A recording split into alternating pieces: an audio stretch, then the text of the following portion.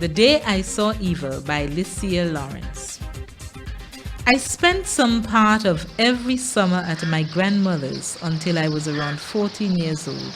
The times I spent there were full of excitement and great wonder. My grandmother lived on the most beautiful island in the Caribbean, a place where clear water ran from the mountains and hills, where fruits grew, hot springs formed, and big green forests dominated. These natural beauties are short-lived. When the night came and all was still, that was the time to fear most. That was the time evil would show its ugly face. I can still remember the solemn twilight, the mysteries of the nature island, the earthy smells mixed with the faint odors of wild flowers growing somewhere in the forest behind the house, often drifted through my room window. I could hear the far-off howling of a dog and the nearby hissing of a snake, which sent shivers down my spine. From my room window, I saw only the snapshot glimpses of disturbed creatures scurrying through the tall grass and splashing through the nearby river that ran down from the back of our garden. It so happened that one particular night, my grandmother and I had gone to bed early.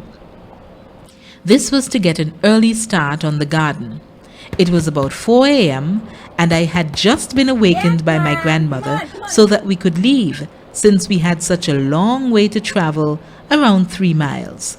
The cold morning air encircled me as if to lift me off the ground. Grandma and I were both dressed in long jeans, boots, and big t-shirts. Hugging myself tightly, I walked behind Grandma. Although it was freezing, Grandma walked on strongly as if she felt nothing. But then again, I guess she really felt nothing. The big dirt road which Grandma and I walked along was lined with huge trees which seemed to be reaching down to grab. The place held a deafening silence which was only broken by the continuous dragging of our feet. Even the clouds deserted the black sky, walking with the stars and leaving the moon as the only source of light. Something about the way the moon shone and its huge size sent chills down my spine. This was the time for evil. As we continued walking, Grandma told jokes and we sang songs to lessen the mile. As we neared the garden, Granny inquired to herself about the readiness of the yams. The garden we had intended to raid of its provision belonged to one of Granny's friends, Mr. Mandy, who had given her permission to dig yams.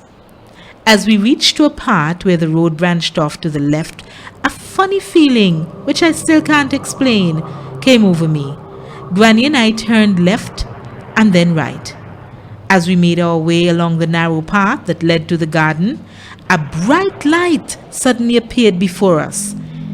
It was told that Mr. Mandy was a dealing man, a man who left his skin at night and traveled through the air in bright lights looking for blood. As I looked upon the light, I froze suddenly in my position. The light seemed hypnotic. I felt a force upon me, holding me and pinning me to the ground. My head became heavy. The hair on my back, neck and hands all stood up, and my body felt as if it wasn't mine because of the weight which had seized it. As I looked on, the light seemed to be coming down the hill towards us, but still it couldn't seem to reach.